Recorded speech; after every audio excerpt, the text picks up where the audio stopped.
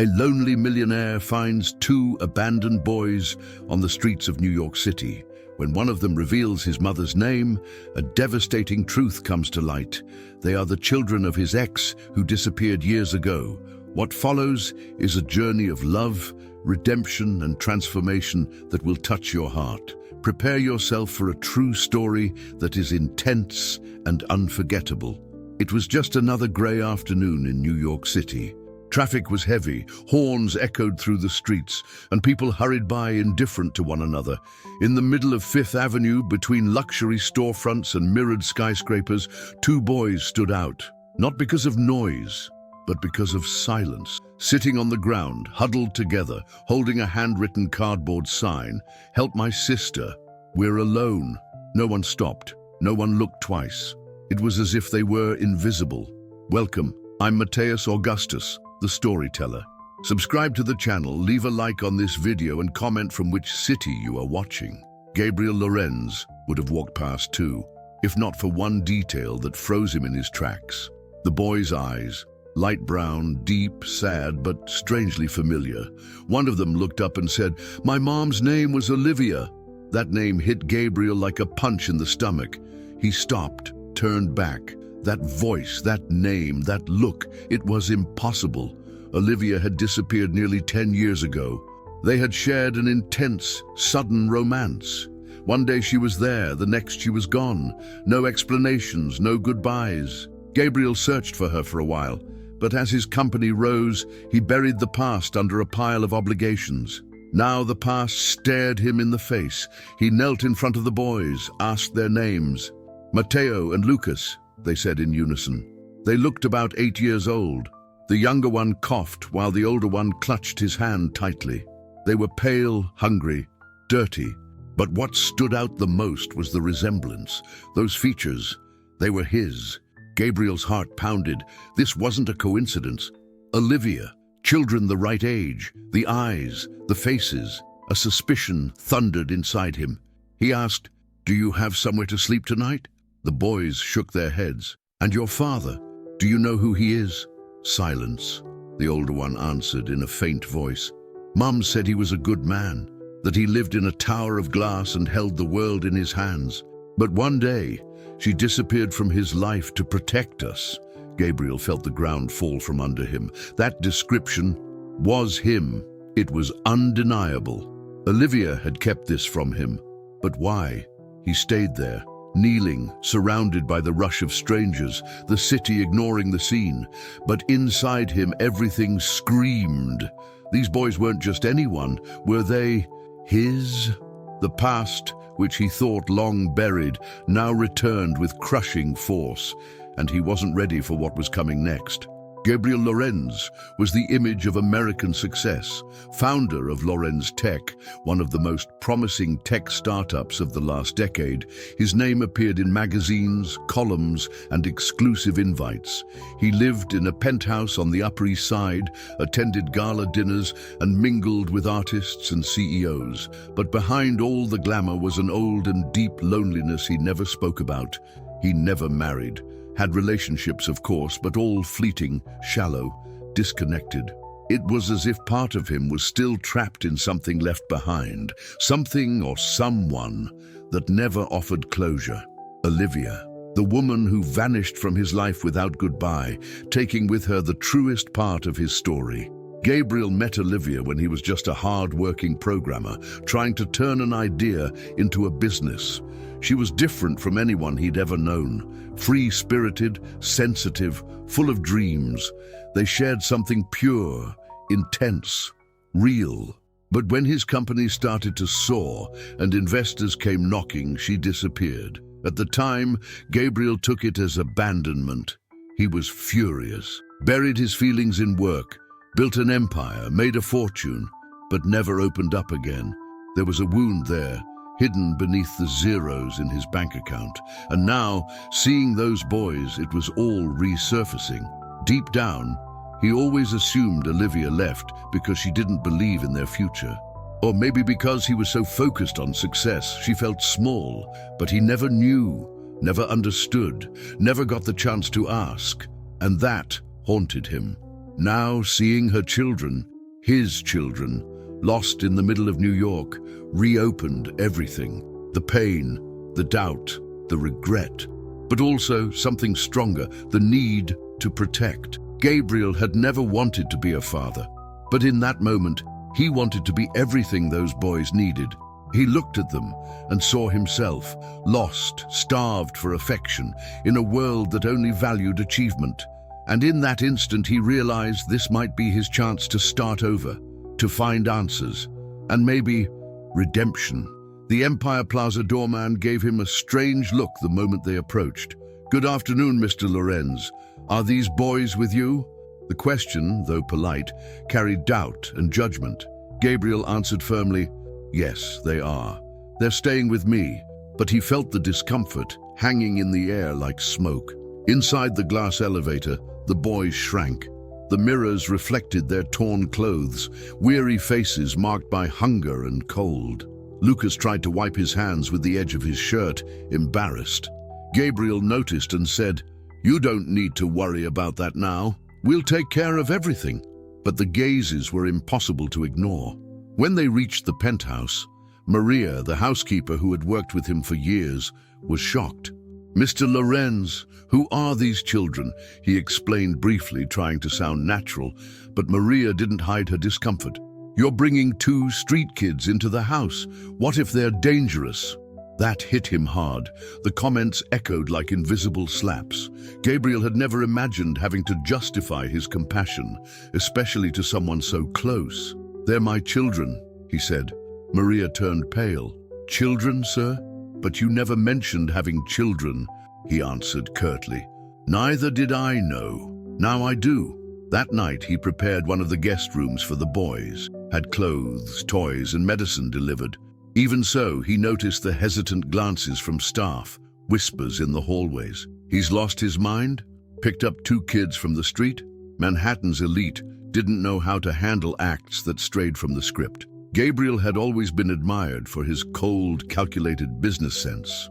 But in this intimate, emotional choice, he was being judged as if he had committed a crime. And the most painful part was realizing that prejudice was everywhere, even among those who smiled at him every day. Money would never buy true acceptance. Meanwhile, the boys slept deeply for the first time in days. Gabriel watched them through the cracked door, feeling a mix of anger, sorrow, and purpose. Maybe the world wouldn't accept them, but he would, and he would face whatever came for them. The next morning, Gabriel woke up before sunrise. He couldn't sleep. He had spent the night thinking about Olivia, the children, and how his life had changed in less than 24 hours. Something inside him had awakened. For the first time in years, he felt a real purpose, something that had nothing to do with profits or shareholders. He made pancakes with his own hands, a culinary disaster that made the boys laugh. They laughed together, and that sound broke the ice that still lingered between them. For the first time, Matteo and Lucas seemed like real children. Gabriel realized he didn't need to be perfect. He just needed to be present. He took them to a private clinic for full checkups. The doctors were surprised at the level of malnutrition and stress. "These boys have lived in terrible conditions," they said. Gabriel simply nodded, swallowing his rage. He knew he needed to care for not only their bodies, but their souls. He decided he wanted legal custody, hired a lawyer, explained the whole story, holding nothing back. She listened attentively but was clear. "This won't be easy, Mr. Lorenz. Bureaucracy is cruel, even for millionaires." But he didn't back down. He was ready to face any obstacle. During the day, Gabriel began to reorganize his routine. Cancelled meetings, postponed commitments, stepped away from the spotlight, all for 2 boys who, until recently, were strangers, but who now were everything. It was a new world for him, scary, but also full of a light he had never known before. Matteo began showing him drawings he made in dirty notebooks. He had talent. Gabriel bought him paints, pencils, quality paper. Lucas liked building things, dismantling toys. Gabriel gave him an engineering kit for kids. Seeing the sparkle in their eyes reignited something forgotten within himself. Little by little, their presence changed the house. The once silent hallways were now filled with laughter, running feet, curious voices. Gabriel, who had always lived surrounded by technology and silence, rediscovered the value of an unexpected hug, an innocent question, a simple, "Good night, Dad." The days began to fit together like pieces of a new puzzle. Gabriel started waking up early, preparing breakfast for the boys, and taking them on educational outings. Museums, libraries, parks. Everything was new to them, and to him too. The city he once saw from the top of skyscrapers was now rediscovered at ground level, through the eyes of two children. Matteo was curious. He asked questions about everything: how buildings stayed up, why people rushed, how money worked. Lucas was quieter, but slowly opened up, showing a sharp sense of observation. Gabriel, used to CEOs and investors, now learned from the simple, profound questions of two boys who just wanted to understand the world. During an interview with the social worker assigned to the case, Gabriel noticed the lingering distrust. Why now? Why take them in if you didn't even know they existed? The question bothered him, but he answered honestly, "Because now I know, and knowing makes me responsible." She took notes, expressionless. Social media began to speculate. Paparazzi caught photos of Gabriel with the boys at Central Park. Headlines popped up: "Billionaire adopts street kids." The press wanted a scandal, but he refused to fuel the circus. He would protect the boys even from the cameras if necessary. Their privacy was sacred. His own business partners began questioning him. "Gabriel, you're stepping away from the company." One suggested appointing a temporary CEO. He agreed. For the first time, he realized that letting go of something could also mean growth, and he had no regrets. This was bigger than any deal. But the resistance grew. The former shelter director where Olivia had stayed gave a skewed statement, implying the boys might not even be Gabriel's. "We can't prove it, there were no documents." That cast a wave of doubt over the legal process. Gabriel was devastated, but he didn't give up. He urgently requested a DNA test. Heart heavy, mind spinning with uncertainty, but faith intact. He knew what he felt when he looked into their eyes. And even if the papers said otherwise, deep down, he already loved them like a father. The DNA test took longer than expected. Gabriel tried to maintain the boys' routine, but anxiety consumed him. The night stretched on, his thoughts racing. What if the results said they weren't his sons? What would he do? How would he feel? It was like waiting for a verdict that would define the rest of his life. Matteo and Lucas, unaware of the test, had started calling him Dad, naturally. Every time they heard his voice in the morning, they smiled. Every time he hugged them, they surrendered completely. That made it even harder. Gabriel felt suspended between science's certainty and a love that had grown without permission. The result arrived on a rainy Friday. The envelope sat on the table, sealed, heavy like lead. Gabriel stared at it for minutes, hands trembling. When he finally opened it, his eyes scanned the first line. "Genetic compatibility, not confirmed." He lost his breath. The floor seemed to disappear beneath his feet. His mind swirled in confusion. They weren't his biological children. But how? Olivia had said they were. The boys had his features, his gaze. Gabriel collapsed onto the couch, silent. A sharp pain rose inside him, as if he had lost something he never had the right to claim. He thought of everything, leaving them with the state, looking for distant relatives. He felt deceived. Thought maybe Olivia had lied to secure protection, but even drowning in pain and doubt, he couldn't imagine life without them. The very idea was unbearable. That night, he couldn't sleep. He went to their room, watched them sleeping, curled up next to each other. Lucas had his arm over Matteo, as if protecting him even in dreams. Gabriel approached, knelt, and whispered, "You are mine, no matter what the paper says." The decision was made. The next morning he called the lawyer. "We'll proceed with full adoption. I don't care if we share blood or not. I'm their father, and I'll prove it through my actions, not my DNA."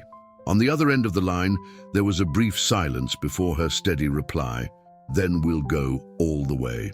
Days later, A letter arrived by mail. It was old, the paper yellowed, the envelope bearing familiar handwriting. It was Olivia's. Gabriel felt his chest tighten even before opening it. The letter was dated 8 years earlier. Inside were 4 handwritten pages. He began reading with trembling hands. "If you're reading this, it's because I couldn't come back," said the first line. Olivia explained that during her pregnancy, she discovered a serious health condition. She chose to disappear so she wouldn't be a burden. "I knew you were about to take off in the world, and I was collapsing inside." She shared her fears, the pain, the solitude, said she'd tried writing many times but never had the courage to send. The letter had been left at a shelter as a record for the children in case anything happened. A staff member, upon learning about Gabriel, decided to find him and send it. It was the same shelter the boys had been expelled from. Gabriel cried like he hadn't since he was a teenager. That letter was more than words. It was a reunion with the woman he had loved, a posthumous apology, and a final revelation. Olivia had never meant to deceive him. She wanted to protect him, and above all, protect their children. He included the letter in the adoption case. The social worker, once cold and distant, changed her tone. "This changes everything, Mr. Lorenz. This woman trusted life to carry this message to you, and now it's up to us to deliver justice." Public opinion also began to shift. The man once seen as reckless was now seen as someone who had faced a cruel fate with courage. The criticism faded. Judgmental stares gave way to gestures of support. The case came to symbolize something greater: love beyond blood, fatherhood beyond biology. More than anything, Gabriel felt Olivia's presence. In Mateo's courage, in Lucas's quiet gentleness. In every gesture there was an echo of her. Even in death, she had left a compass. The letter wasn't just an explanation, it was a blessing, a sign that he was on the right path. With the new phase of the process underway, the judge requested an in-person hearing. There would be opposition. The former shelter director, now under pressure from negligence accusations, decided to defend himself by attacking Gabriel. He claimed Gabriel was seeking attention and that the boys would be better off in state care. This was the final showdown. Gabriel prepared himself with the poise of someone who had closed multi-million-dollar deals. But this time, it wasn't business. It was personal. It was about 2 lives that depended on him. He dressed with sobriety, but shed his cold demeanor. He arrived at the courthouse with the boys at his side, holding hands. That alone spoke louder than any speech. Inside the hearing room, the atmosphere was tense. The director accused Olivia of faking her story, questioned Gabriel's emotional stability, claimed he had no experience with children and was a public figure too unstable for parenting. Gabriel listened in silence, gaze steady. It was as if each word were a blade to the chest. When it was his turn to speak, he stood, and instead of legal jargon, he spoke from the heart. He told how he found the boys, how he recognized their eyes, how he read Olivia's letter, spoke of sleepless nights, the fear of losing them, the love that had grown without asking permission. The room fell silent. "These boys have taught me more about humanity in weeks than I've learned in a lifetime of business," he said. "I didn't ask for this, but now that I have it, I will never let it go." The judge watched him closely. His words were raw, unembellished, just truth, and that made all the difference. The boys were called to speak. Shy but confident, they said they wanted to stay with Gabriel.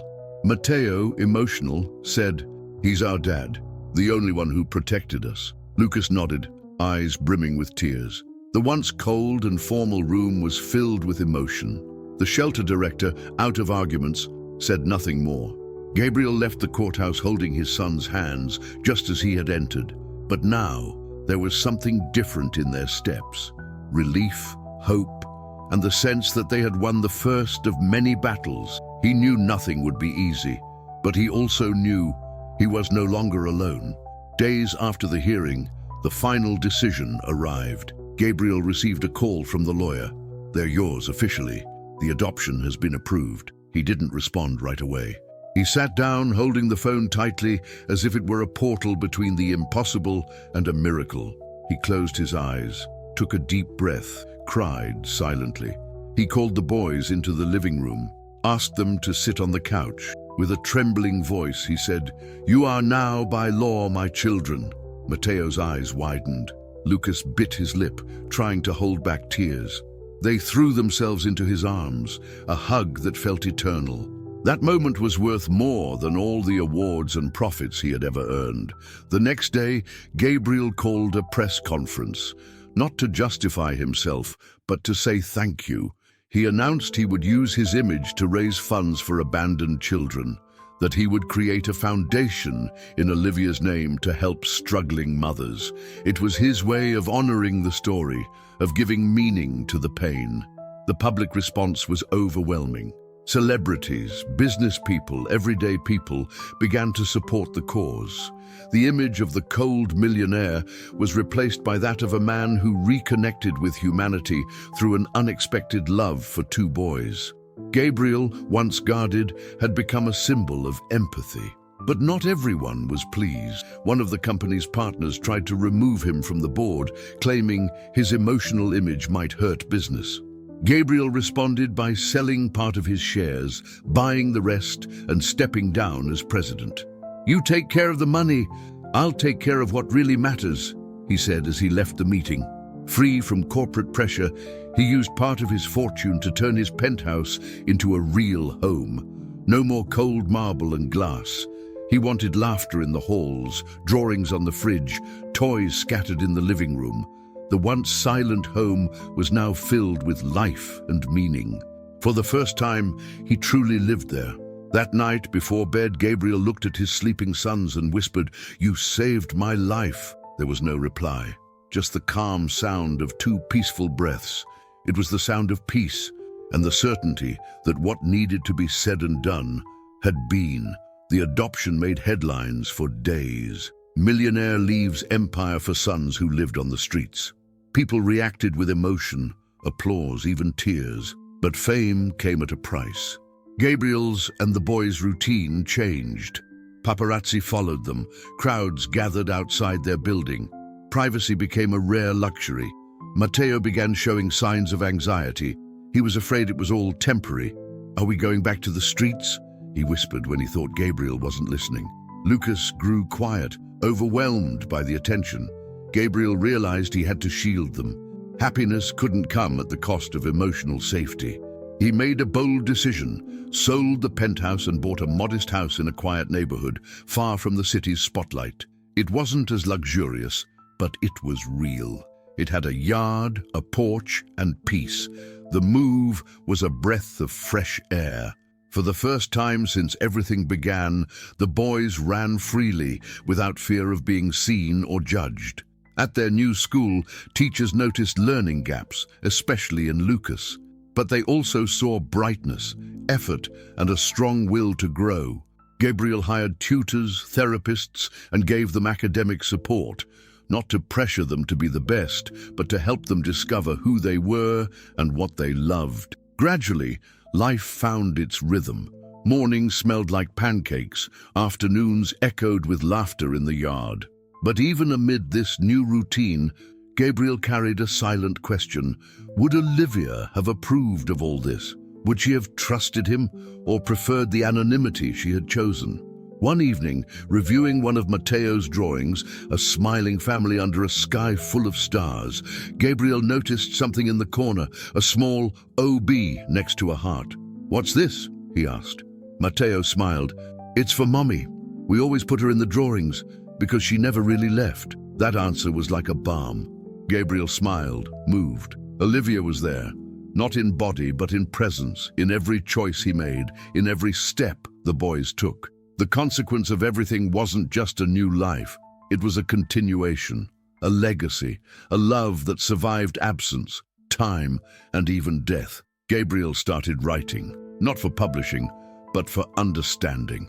Every night he took out a notebook, sat on the porch, and let his thoughts flow. He wrote letters to Olivia, letters she would never read, but that helped him heal. It was his way of talking to the past and to the part of himself he had forgotten. In one of those nights he wrote, "You left, but gave me 2 beacons in my darkness, and they showed me the way back to myself." As he reread it, his eyes welled up. He never saw himself as a spiritual man, but he couldn't deny there was something beyond logic in all that had happened. He thought often about fate, about how a single moment on a crowded avenue changed everything, and how sometimes we need to lose what we think matters to discover what truly does. Life had taken control from him, but returned his heart. Every career achievement now seemed small.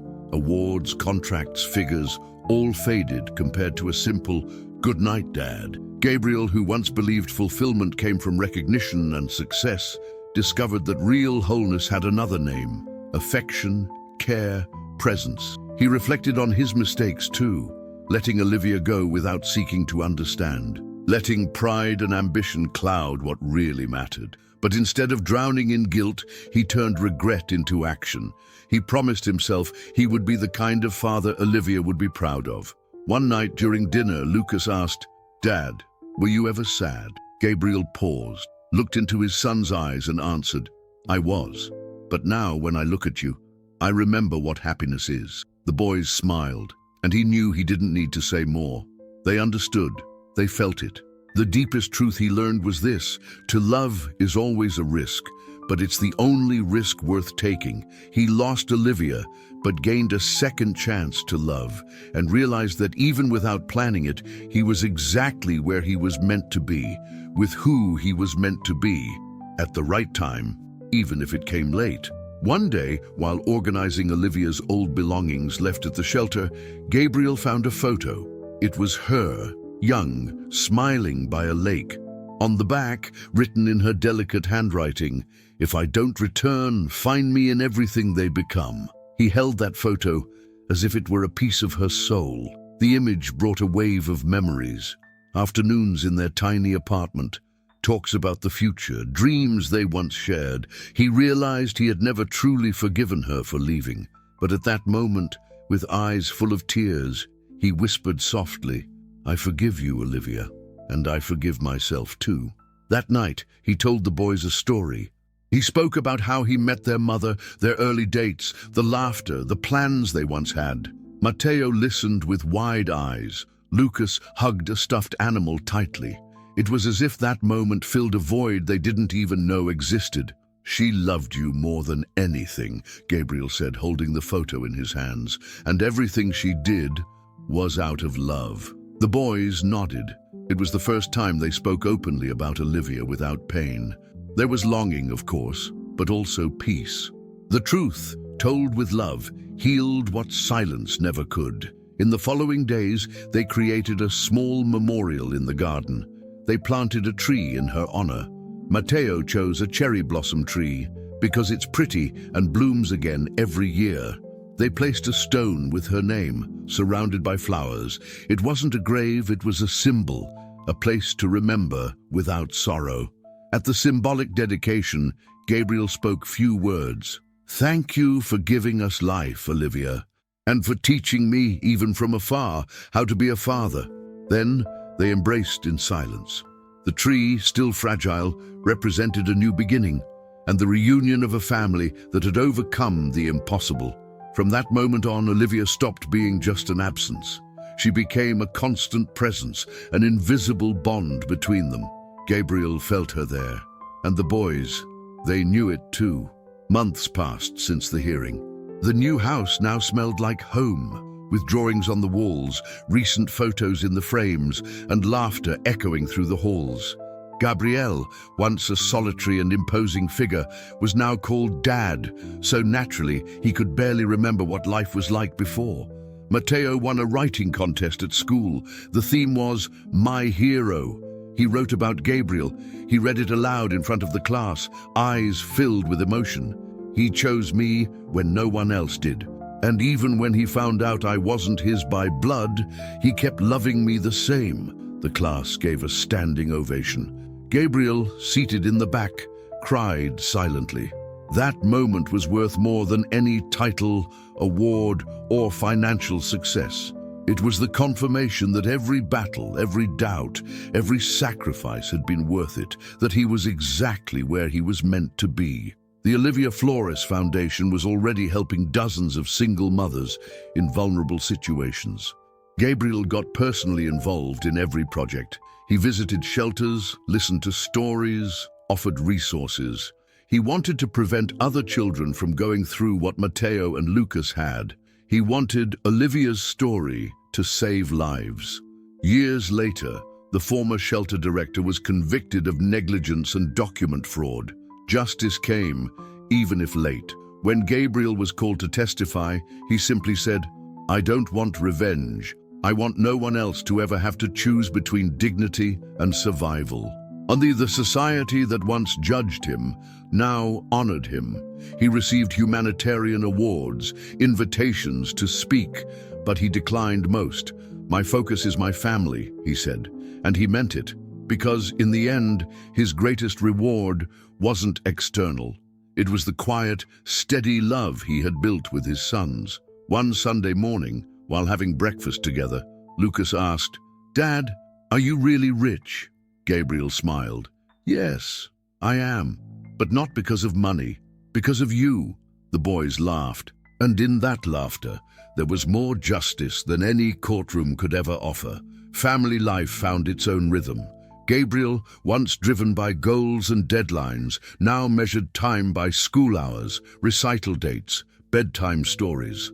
The man who once traveled by helicopter now rode bikes with his sons in the late afternoon. He was a new version of himself, lighter, more real. Mateo kept painting regularly. He earned a scholarship to an art course.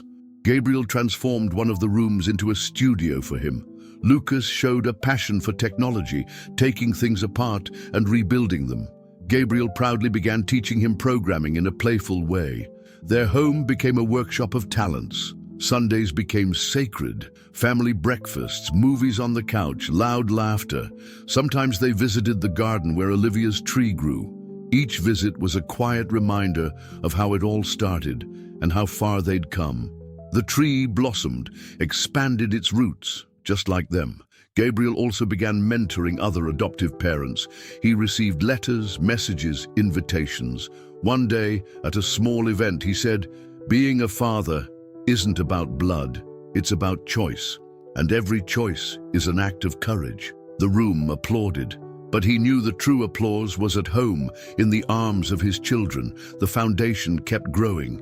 It received donations, but also stories.